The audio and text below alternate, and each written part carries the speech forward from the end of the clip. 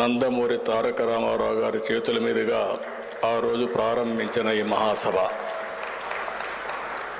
మొట్టమొదటిసారిగా డివిఎస్ రాజు గారు, తర్వాత దత్ గారు, తర్వాత ఇందిరా దత్ గారు, వీళ్ళంతా కూడా దీనికి ఎనలేని సేవలు అందించారు. వారందరినీ మరొక్కసారి మనస్ఫూర్తిగా అభినందిస్తున్నా. పేరు పేరున ఎవరైతే ఈ ఆర్గనైజేషన్ కోసం కృషి చేశారో వాళ్ళందరినీ, అనంతపురం నుంచి ఆదిలాబాద్ వరకు, శ్రీకాకుళం నుంచి పాలమూరు వరకు ఎక్కడ ఉన్న తెలుగు వారంతా ఒకటే, అదే తెలుగు జాతి అని చెప్పి మరొకసారి గట్టిగా ప్రోత్సహిస్తున్నా. తెలంగాణ, ఆంధ్రప్రదేశ్, ఆస్ట్రేలియా, అమెరికా, ఏ దేశంలో చూసినా ఇప్పుడే కొంతమంది నాయకులు మాట్లాడారు.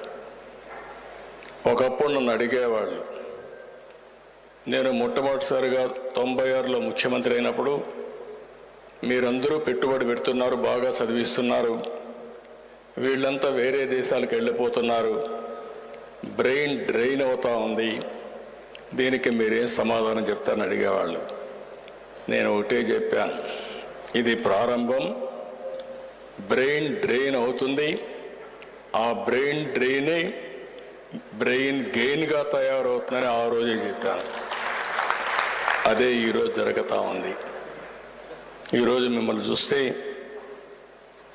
ఎక్కడున్నా కూడా తెలుగు భాష మీద, మన సంప్రదాయాలపైన, మన సంస్కృతి పైన ఉండే అభిమానంతో మీరందరూ ఒక విషయం చెప్పాలంటే, ఆంధ్రాలో తెలంగాణలో ఉండే తెలుగువారి కంటే భాషని, సాంప్రదాయాలను కాపాడేది విదేశాల్లో ఉండే తెలుగువారే అని చెప్పి మరొక్కసారి మీ అందరికీ విజ్ఞప్తి చేస్తున్నా.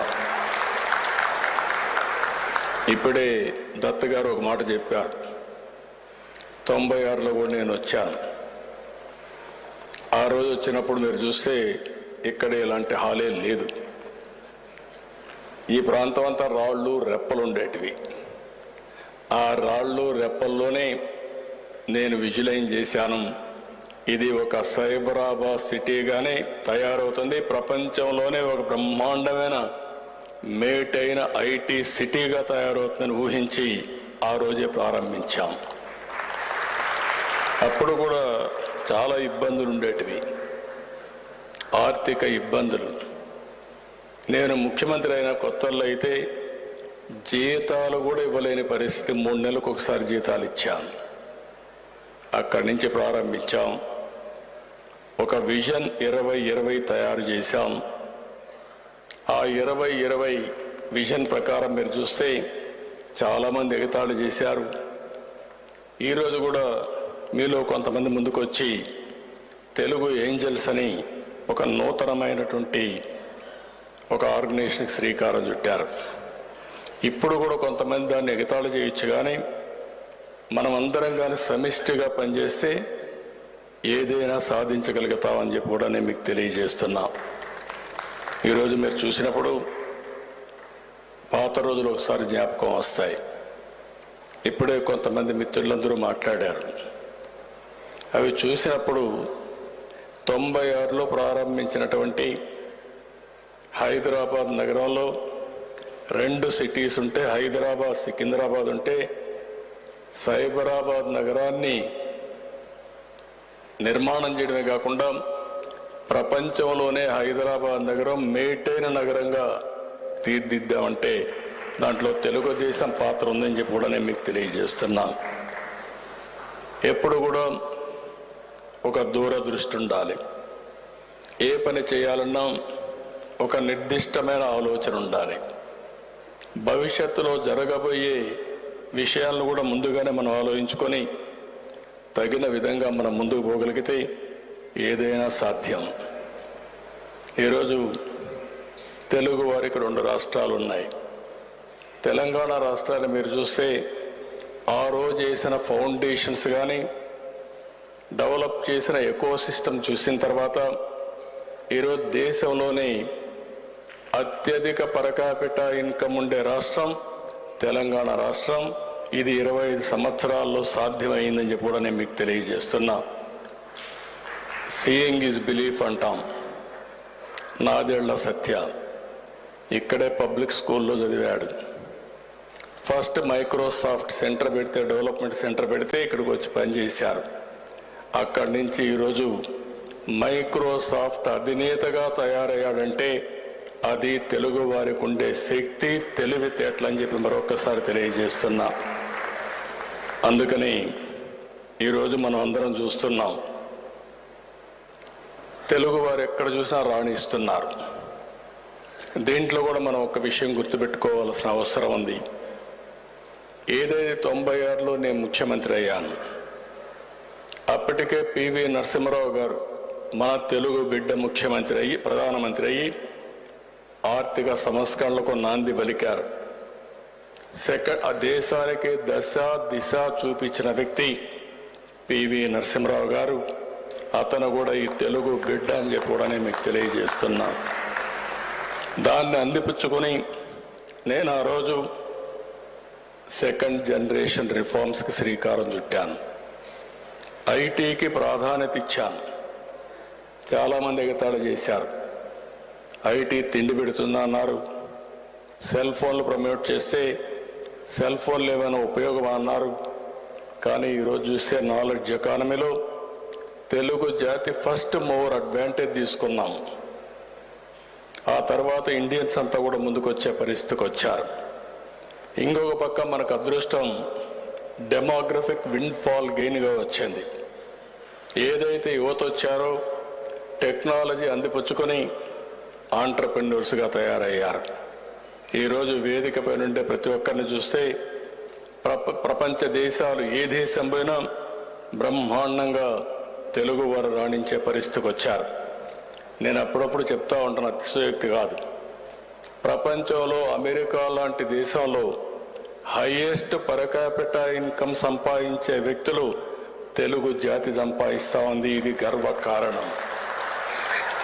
ఒకప్పుడు నేను ప్రపంచం మొత్తం పోతే అన్ని ఫోరమ్స్లో చెప్పేవాడిని. ఈరోజు జూయిష్ ఉన్నారు, ఒక్కొక్క సిటీకి ఒకరే ఉంటారు, కానీ ఆ సిటీనంతా కూడా ఇన్ఫ్లుయెన్స్ చేస్తారు, ప్రభావితం చేస్తారు. ఆ విధంగా మీరు కూడా తయారు కావాలని చెప్పేవాడిని. ఈరోజు జూయిష్ కంటే హైయెస్ట్ పర్ క్యాపిటా ఇన్కమ్ సంపాదిస్తున్నారు. ఒక్క అమెరికాలో కాదు, మీరు ఐర్లాండ్ పోయినా, ఆస్ట్రేలియాకి పోయినా, లేకపోతే యూరోప్ పోయినా, కడాన ఆఫ్రికాకు పోయినా ఎక్కడ చూసినా తెలుగు వారే కనపడుస్తున్నారు. ఎట్టయితే హైదరాబాద్లో ఒకప్పుడు జూబ్లీ హిల్స్కి వస్తే రిచెస్ట్ పీపుల్ ఉంటారో, పాష్ లొకాలిటీ కనపడుస్తుందో, ఏ దేశానికి పోయి గుడ్డిగా మీరు అక్కడికి వెళ్ళి పాష్ లొకాలిటీ ఏదని అడిగితే అక్కడ పోయి తెలుగు మాట్లాడితే మీకు తెలుగులో మాట్లాడే వ్యక్తులు దొరుకుతారు. అది ఈరోజు మనం సాధించిన విజయం. కొన్ని సిటీస్లో చూస్తే ఇక్కడ కంటే అక్కడ మొత్తం ఏ విజయవాడ, హైదరాబాదు, వరంగల్ మారుగా అక్కడ కూడా రాణించే పరిస్థితికి వచ్చారు.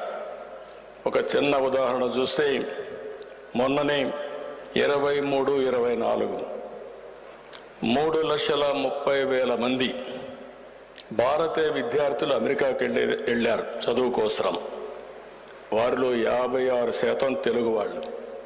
అంటే 3,30,000 మందిలో 1,85,000 మంది తెలుగువారు అమెరికాకు చదువు కోసం పోయారంటే దాన్ని బట్టి అర్థమవుతుంది నాలెడ్జ్ ఎకానమీ భవిష్యత్తులో కాదు, ఎప్పటికి కూడా తెలుగు వారి సొంతం, దాంట్లో అనుమానం లేదని చెప్పి కూడా నేను మీకు తెలియజేస్తున్నా. అమెరికాలో 12వ భాష తెలుగు భాష. రేపు ఇంకొన్ని రోజులు పోతే ప్రతి ఒక్క దేశంలో కూడా తెలుగు వారిని రికగ్నైజ్ చేసే పరిస్థితి వస్తుంది. దీంట్లో ఏమాత్రం కూడా అనుమానం లేదని చెప్పి కూడా నేను మీకు తెలియజేస్తున్నా. ఈరోజు ఇక్కడ ఈ సభలో నేను ఒకటే మిమ్మల్ని కోరుతున్నాను, మీరంతా కూడా మీ క్యారియర్ కోసం, అవకాశాల కోసం ప్రపంచం అంతా వెళ్ళారు. దాంట్లో తప్పు లేదు. కానీ నేను చాలాసార్లు చెప్పింది, ఏ దేశానికి పోయినా ఆ దేశంలో కూడా మనకు ఆమోదం రావాలంటే అక్కడ ఉండే ప్రజలకు కూడా మనం సేవలు అందించాల్సిన అవసరం ఉంది. అదే సమయంలో ఈ దేశాన్ని మర్చిపోకుండా మాతృదేశాన్ని మర్చిపోకూడదు, జన్మభూమిని మర్చిపోకూడదు, కర్మభూమికి కూడా మీరు సేవలు చేసి మీరు రాణించాలని చాలా సందర్భాల్లో చెప్పాను. ఇప్పుడు కూడా మీరందరూ దీన్ని కొనసాగించాల్సిందిగా మరొక్కసారి మీ అందరికీ విజ్ఞప్తి చేస్తున్నా. ఈరోజు ఇంకొక పక్కన మనం ఒకసారి చూస్తే ఈరోజు చాలామంది ఇక్కడికి వచ్చారు. వీళ్ళందరినీ చూస్తే నాలెడ్జ్ ఎకానమీలో నేను ఒకటే ఆ రోజు ఐటీ గురించి మాట్లాడాను. ఈరోజు ఐటీ నెక్స్ట్ లెవెల్కి వెళ్ళాం. ఆర్టిఫిషియల్ ఇంటెలిజెన్స్కి వచ్చాం, డీప్ టెక్నాలజీకి వచ్చాం. ఈరోజు నేను ఒకటే మిమ్మల్ని కోరేది, నేను ఆ రోజు ఒక్కొక్క ఇంటిలో ఒక్కొక్క ఐటీ ప్రొఫెషనల్ ఉండాలని చెప్పి కోరాను. దాంతో చాలా దేశాలకు వెళ్ళారు. ఐటీ ప్రొఫెషనల్స్గా ఉన్నప్పుడు నేను మీరు ఉద్యోగాలు అడగడం కాదు, ఉద్యోగాలు చేయడం కాదు, మీరు ఉద్యోగాలు ఇచ్చే పరిస్థితి రావాలి, మీరు ఆంటర్‌ప్రెన్యూర్స్ కావాలని చెప్పి కూడా పిలిపించాను. దాంతో ఆంటర్‌ప్రెన్యూర్స్గా తయారయ్యే పరిస్థితికి వచ్చారు. ఇప్పుడు నేను మిమ్మల్ని కోరేది, ప్రతి ఒక్క ఇంటికి ఒక ఐటీ ప్రొఫెషనల్గా ఉండడమే కాదు, ప్రతి ఒక్క ఇల్లు కూడా ఆర్టిఫిషియల్ ఇంటెలిజెన్స్ను ఉపయోగించుకొని ఆర్టిఫిషియల్ ఇంటెలిజెన్స్ ద్వారా మీ నిర్ణయాలు చేసేటప్పుడు తప్పుడు నిర్ణయాలు కాకుండా సరైన నిర్ణయాలు చేసే పరిస్థితి రావాల్సిన అవసరం ఉంది. అదే సమయంలో ఈరోజు ఇంకొక పక్కన ఆలోచిస్తే నేను ఒక పిలుపిచ్చాను, ప్రతి ఒక్క ఇంటికి ఒక ఆంటర్‌ప్రెన్యూర్ తయారు కావాలని. చిన్న ఆంటర్‌ప్రెన్యూర్ కానీ పెద్ద ఆంటర్‌ప్రెన్యూర్ కానీ తయారు కావాల్సిన అవసరం ఉంది. ఇప్పుడే మిత్రులు మాట్లాడారు. నేను సింగపూర్లో మాట్లాడినప్పుడు ఒక మాట చెప్పాను. ఈరోజు మీరు ఉద్యోగాలు చేస్తూ చాలని జీతంతో ముందుకు పోయినప్పుడు మనం ప్రపంచంలో గుర్తింపు తెచ్చుకోలేం. మనం పారిశ్రామికవేత్తగా తయారై డబ్బులు సంపాదించగలిగితే మళ్ళా ఆ డబ్బుల్ని మీనింగ్ఫుల్గా కూడా ఖర్చు పెట్టాల్సిన అవసరం ఉంది. ఈ విషయమే చాలాసార్లు నేను చెప్పాను. ఒకప్పుడు నేను ఇక్కడి నుంచి పారిశ్రామికవేత్తల్ని విదేశాలకు తీసుకెళ్ళాను. ఒక్కొక్కసారి 50 మందిని 60 మందిని వాళ్ళ ఖర్చులే పెట్టుకొని వచ్చేవారు. ప్రపంచం అంతా తిరిగేవాళ్ళం. ఇదే మాదిరిగా మీటింగులు పెట్టి ఎక్కడికక్కడ అక్కడ లోకల్ పీపుల్తో మన వాళ్ళందరినీ నెట్వర్క్ చేపిస్తూ ఎంఓయూలు చేయడం, కొలాబరేషన్లు పెట్టడం, టెక్నాలజీ తీసుకురావడం, ఇలాంటి కార్యక్రమాలన్నీ చేసే పరిస్థితికి వచ్చాం. నేను ఎప్పుడో చెప్పేవాడిని, డబ్బులు అవసరం. పెట్టుబడులు పెట్టాలంటే డబ్బుల కంటే కూడా ఐడియాస్ అవసరం. ఈరోజు వేదిక పైన ఉండే ప్రతి ఒక్కరు కూడా డబ్బులు పెట్టే పైకి రాలేదు, ఒక ఆలోచన చేశారు. ఆ ఆలోచనతో ఈరోజు ఆ స్థాయికి ఎదిగే పరిస్థితికి వచ్చారు. ఒక ఉదాహరణ చెప్తున్నాను. ఇక్కడ మనం కన్వెన్షన్ సెంటర్లో ఉన్నాం. నాకు ఆ రోజు ఒక ఆలోచన వచ్చింది. ఒక మంచి కన్వెన్షన్ సెంటర్ దేశంలో లేదు. లేకపోతే మేము ఆలోచించాం ఏ విధంగా కట్టాలంటే దుబాయ్ గవర్నమెంట్ని రిక్వెస్ట్ చేశాను. దుబాయ్ గవర్నమెంట్ రిక్వెస్ట్ చేస్తే ఏ విధంగా కట్టాలని ఆలోచించినప్పుడు ఒక వైబిలిటీ రావాలి, సస్టైనబిలిటీ రావాలనే ఉద్దేశంతోనే ఇక్కడ కన్వెన్షన్ సెంటర్ కడితే ఎంఆర్ ప్రాపర్టీస్లో విల్లాస్ కట్టుకోవడానికి ల్యాండ్ ఇస్తానని ప్రపోజల్స్ పెట్టాను. అక్కడ ఎంఆర్ ప్రాపర్టీస్ అక్కడ ప్లాట్స్ చేసి గోల్ఫ్ అవన్నీ అక్కడ తీసుకొచ్చారు. ఇక్కడ వస్తే బ్రహ్మాండమైన కన్వెన్షన్ సెంటరే కాకుండా పక్కన ఎగ్జిబిషన్ సెంటర్స్, హోటల్ ఇవన్నీ కట్టాం. పక్కనే ఎన్ఏసి కట్టాం. ఒక్క పైసా ఖర్చు పెట్టకుండా ఇవన్నీ క్రియేట్ చేశామంటే అది ఒక ఆలోచన. ఇలాంటి ఆలోచనలోనే ఆ రోజు ముందుకు పోయాం. ఫస్ట్ టైం మీరు చూస్తారు, ఇక్కడ కూడా ఉంది, హైటెక్ సిటీ ఉంది. హైటెక్ సిటీ కట్టినప్పుడు ఏం చేయాలి, ఐటీకి దారి ఏంటని ఆలోచించినప్పుడు మొట్టమొదటిసారిగా హైటెక్ సిటీ కట్టాం.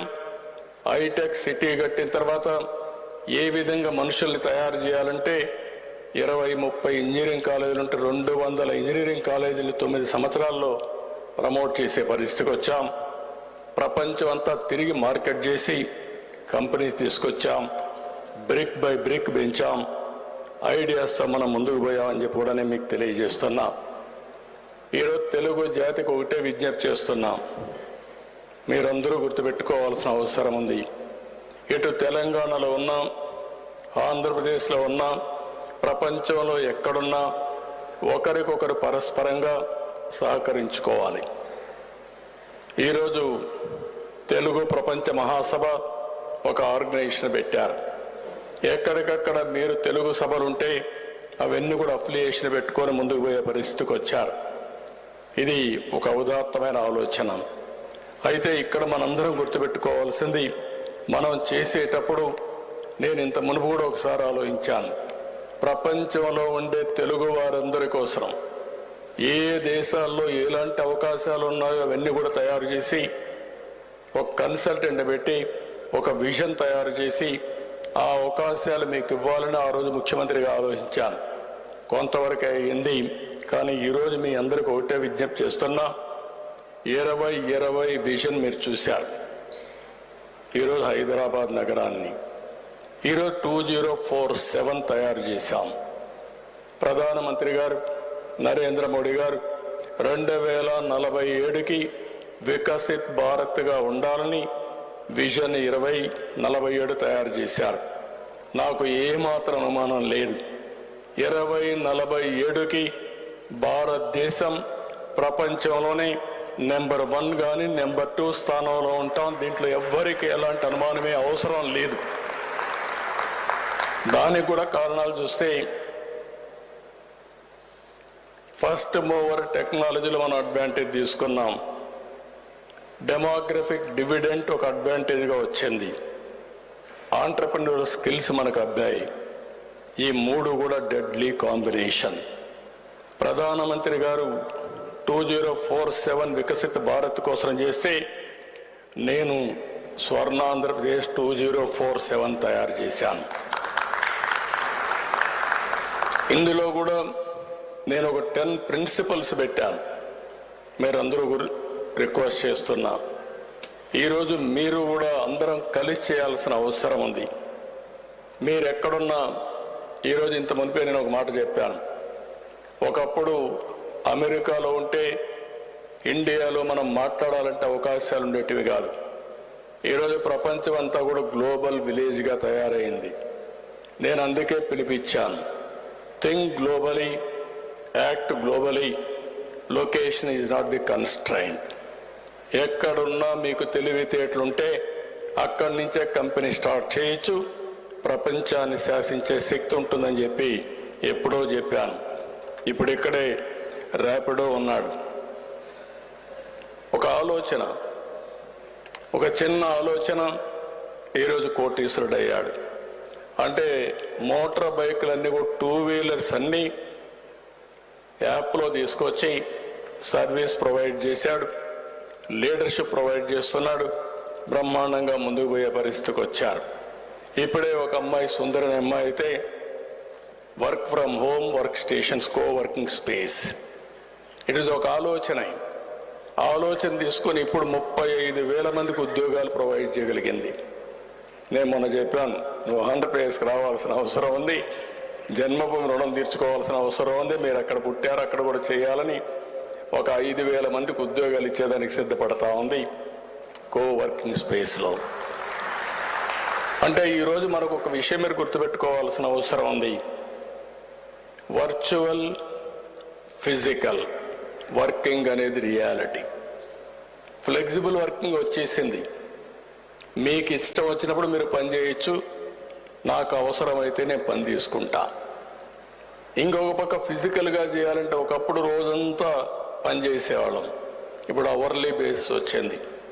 డ్రైవర్ అవరా 2 అవర్సా లేకుంటే డ్రాప్ ఇవన్నీ వచ్చేసే పరిస్థితికి వచ్చాయి.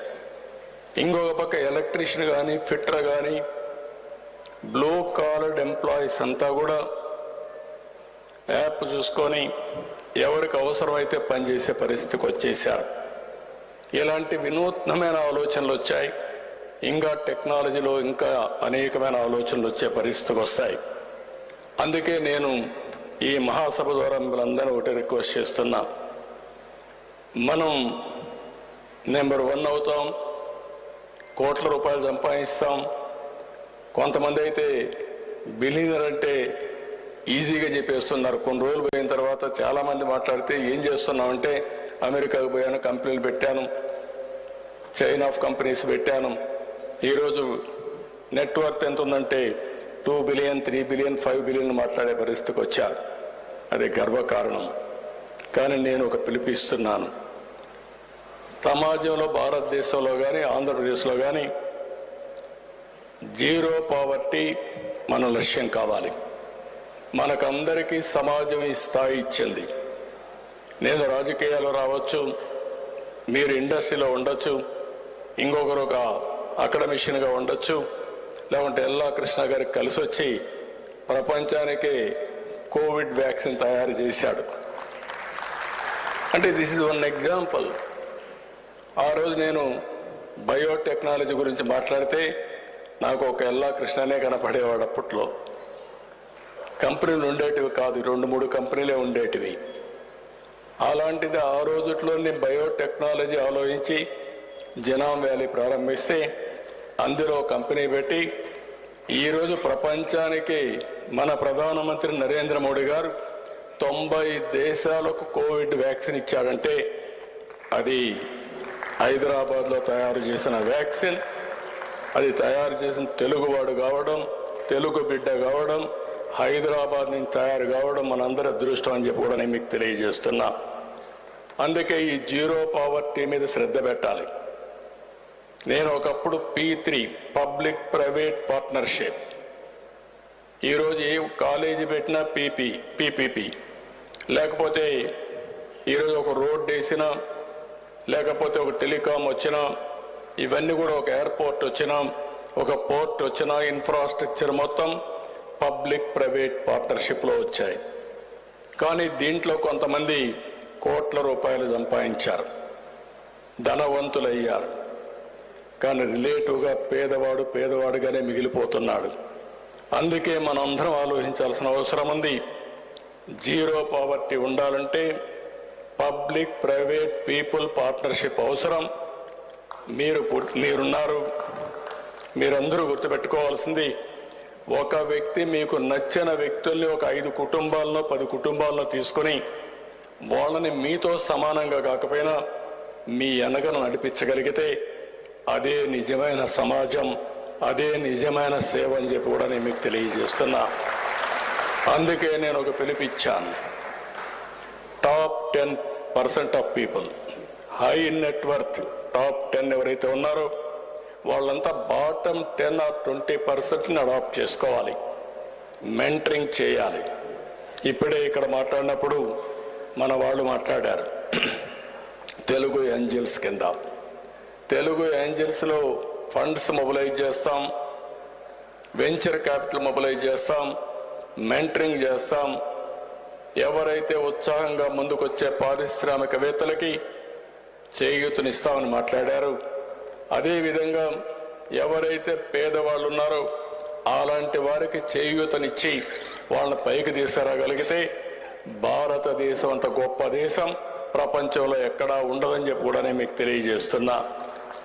రెండోది ఉద్యోగాలు.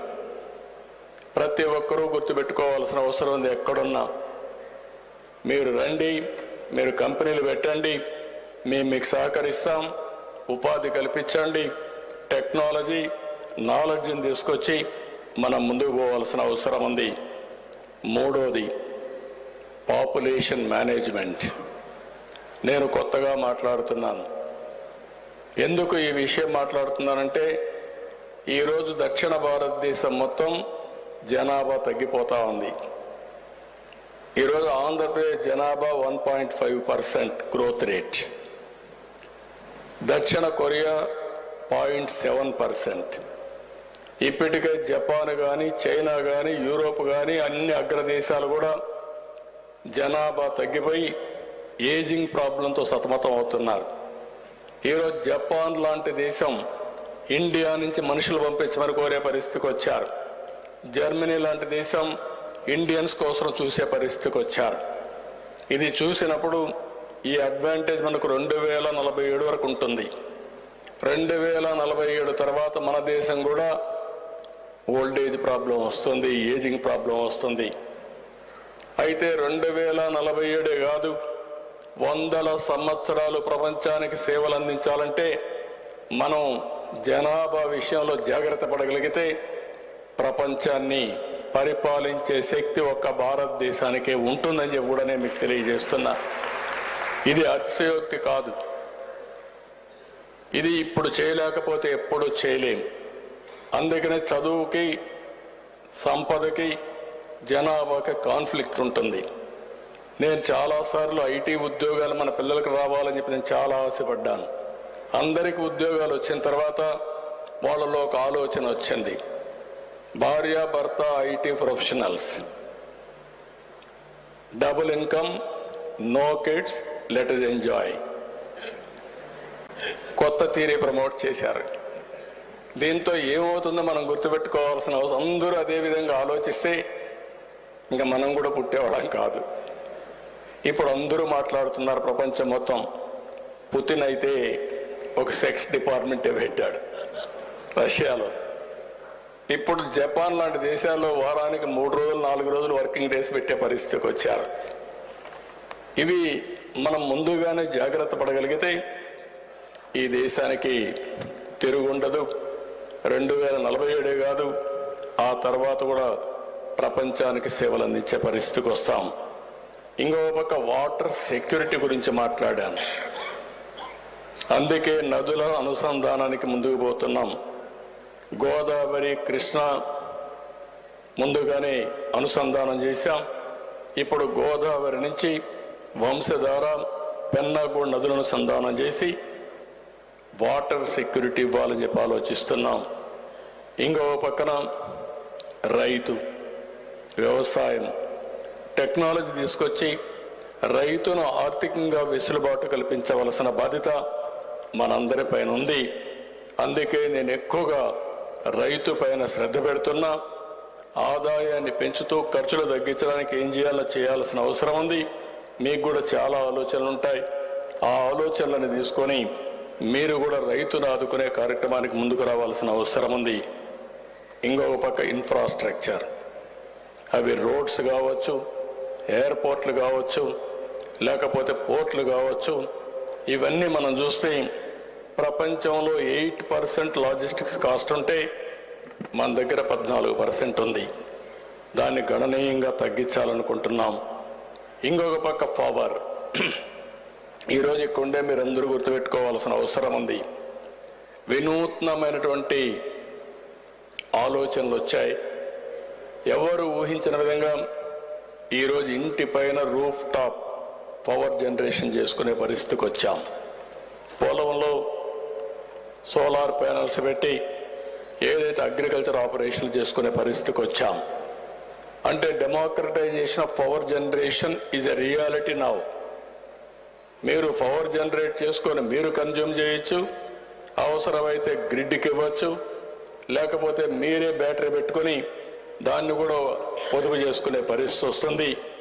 దీనిపైన కూడా శ్రద్ధ పెట్టాం. పవర్ కాస్ట్ ఎట్ట తగ్గించాలి, అదే మరి పెట్రోల్ డీజిల్ కాస్ట్ను కూడా ఏ విధంగా ఆప్టిమైజ్ చేయాలనో దీనికి కూడా వర్కౌట్ చేస్తున్నాం. ఫైనల్గా 8వ పాయింట్ చూస్తే ప్రోడక్ట్ పర్ఫెక్షన్. మళ్ళీ చెప్తున్నా, ఇక్కడ పారిశ్రామికవేత్తలు ఉన్నారు. మనం తయారు చేసే ఏ ప్రోడక్ట్ కూడా పర్ఫెక్షన్ లేదు. మనకు బ్రాండు అంతంత మాత్రమే ఉంది. ఇంకా అమెరికాలో ఉండే వస్తువులకు కానీ వాళ్ళు తయారు చేసిన ప్రోడక్ట్, సర్వీస్ కావచ్చు, అగ్రికల్చర్ కావచ్చు, ఫుడ్ ప్రోడక్ట్ కావచ్చు, ఏదైనా వరల్డ్ బ్రాండ్స్ ఎస్టాబ్లిష్ చేసే పరిస్థితికి వచ్చారు. మనవి మాత్రం ప్రోడక్ట్ పర్ఫెక్షన్ లేదు. ఈ ప్రోడక్ట్ పర్ఫెక్షన్ పైన కాన్సన్ట్రేట్ చేస్తున్నాం. 9వ పాయింట్ వచ్చి స్వచ్ఛ ఆంధ్రప్రదేశ్. నేను ఎప్పుడో మీరు చూస్తే సింగపూర్లో క్లీనింగ్ చూసిన తర్వాత హైదరాబాద్లో మొట్టమొదటిసారిగా నైట్ టైం క్లీనింగ్ ఆపరేషన్ పెట్టింది ఆ రోజుట్లో తెలుగుదేశం ప్రభుత్వం. మళ్ళీ భారతదేశంలో స్వచ్ఛ భారత్ రిపోర్ట్ ఇవ్వడానికి ప్రధానమంత్రి నరేంద్ర మోడీ గారు నన్ను చైర్మన్గా ముఖ్యమంత్రుల కమిటీ వేస్తే రిపోర్ట్ కూడా ఇచ్చాం. స్వచ్ఛ ఆంధ్రప్రదేశ్ ఒక ప్రాపగండాగా, ఒక ఉద్యమంగా తీసుకుపోయి ఒక స్వచ్ఛమైన రాష్ట్రంగా తయారు చేయగలిగితే అక్కడి నుంచి అనేక విధాలుగా ఉపయోగపడుతుంది. దీనికి పోతున్నాం. లాస్ట్ వచ్చి డీప్ టెక్. నేను ఇక్కడ విషయంలో మీ అందరినీ కోరుతున్నా, భవిష్యత్తులో డీప్ టెక్ అనేది in all walks of life is a reality. Data అంతా క్లౌడ్లో ఉంది. డ్రోన్స్ వచ్చాయి, సీసీటీవీ కెమెరాలు వచ్చాయి, ఐఓటీలు వచ్చాయి, లేకపోతే మీ సెల్ ఫోన్లు ఉన్నాయి, లేకపోతే సెటిలైట్ డేటా వచ్చింది. రియల్ టైంలో డేటా కలెక్ట్ చేసి అదే మరిగా హిస్టారికల్ డేటా కోఆర్డినేట్ చేసి ఆర్టిఫిషియల్ ఇంటెలిజెన్స్ ద్వారా లేకుంటే క్వాంటమ్ కంప్యూటింగ్ ద్వారా మీరు ముందుకు పోగలిగితే ఏదైనా సాధ్యం. మేము ఈ సంవత్సరం నుంచే వాట్సాప్ గవర్నెన్స్ కూడా తయారు చేశాం. 150 సర్వీసులు ఆఫీస్కి వచ్చే పని లేకుండా నేరుగా డౌన్లోడ్ చేసుకునే విధంగా ప్రజల సర్వీసులు ఒక మెసేజ్ వాళ్ళు పెడితే తిరిగి వాళ్ళకి రిప్లై ఇచ్చే విధంగా ఈరోజు ముందుకు పోయే పరిస్థితికి వచ్చాం. ఇలాంటి చాలా చేశాం. నేను మిమ్మల్ని అందరినీ ఒకటే కోరుతున్నా, మీరు కూడా ఆలోచించండి. ఆంధ్రప్రదేశ్లో జరిగే ఈ అభివృద్ధి ఉద్యమంలో మీరు ఏ విధంగా భాగస్వాములవుతారు. నేను I'm requesting all of you partners in progress. మీరు కూడా వ్యాపారాలు చేయండి, నేను వద్దనడం లేదు. కానీ ఆంధ్రప్రదేశ్ అనేది ఒక ప్రూఫ్ ఆఫ్ కాన్సెప్ట్కి మీకు ఉపయోగపడుతుంది. మీకు ఎలాంటి ఆలోచనలు ఉన్నా ఆ ఆలోచనలు తీసుకురండి. అది ఉపయోగపడితే ముందుగా అది ఆంధ్రప్రదేశ్లో ఉపయోగిస్తాం. ఆ తర్వాత మేము ప్రూఫ్ ఆఫ్ కాన్సెప్ట్ మీకు ఇస్తాం. దాన్ని తీసుకొని మీ నాయకత్వ లక్షణాలను బట్టి మీరు నేషనల్ లెవెల్లో పోతారా, ఇంటర్నేషనల్ లెవెల్లో పోతారా, అది మీ తెలివితేటలపైన ఆధారపడుతుంది, మీ నాయకత్వం పైన ఆధారపడుతుంది. దానికి మేము సిద్ధంగా ఉన్నామని చెప్పి కూడా నేను మీకు తెలియజేస్తున్నా. ఈరోజు ఇక్కడ అందరూ ఉన్నామంటే తెలుగు వారికి ప్రపంచంలో మొట్టమొదటిసారిగా గుర్తింపు తెచ్చిన ఏకైక వ్యక్తి నందమూరి తారక రామారావు గారు. అంత మునుపు మదరాసి అని పిలిచే పరిస్థితి నుంచి ఏదో ఆ రోజు ఎన్టీ రామారావు గారు చూపించిన చొరవ వల్ల తెలుగు వారి ఆత్మగౌరవం ప్రపంచం అంతా కూడా ఇనుమడించే పరిస్థితికి వచ్చింది. అదే సమయంలో పొట్టి శ్రీరాములు కూడా గుర్తుపెట్టుకోవాల్సిన అవసరం ఉంది. ఆయన చేసిన త్యాగాలు ఎన్టీ రామారావు గారు చూశారు. ఎందుకంటే ఆయన ఆత్మార్పణ చేసి 58 రోజులు నీళ్లు కూడా తాగకుండా ఉద్యమం చేసి ప్రాణత్యాగం చేసిన తర్వాతనే ఆంధ్రప్రదేశ్ రాష్ట్రం వచ్చింది. ఆ రాష్ట్రమే భాషా ప్రయుక్త రాష్ట్రాలకు నాంది పలికింది.